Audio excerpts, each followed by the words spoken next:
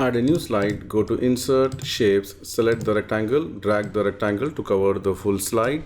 Shape outline, make it no outline, right mouse click, go to the Format Shape. Under Fill, select Picture or Texture Fill, click on Insert, select Stock Images and type Business here. And select any good image.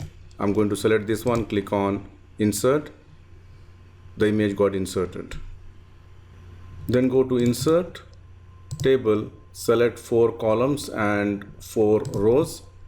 Again, I'm going to cover the slide with this table, drag it to cover the full slide area.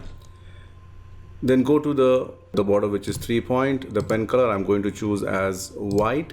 Then go to the borders. I'm going to select the borders which is inside borders, and shading, make it no fill. So we end up getting a shape something like this. And then I would like to give some different shading here. So depending on the requirement, I can just give any shading I want. And then these 2 places I'm going to select and I'm going to give it white. Go to Insert, Text Box, give the title, make it bold and change the color depending on the requirement. Let's do the animation. Select this table, then go to the animations, enable animation pane, add animation, go to the more emphasis effects, select grow and shrink, click OK. Double click this one. I'm going to make it somewhat bounce and auto reverse, make it very fast, click OK and done. You can see here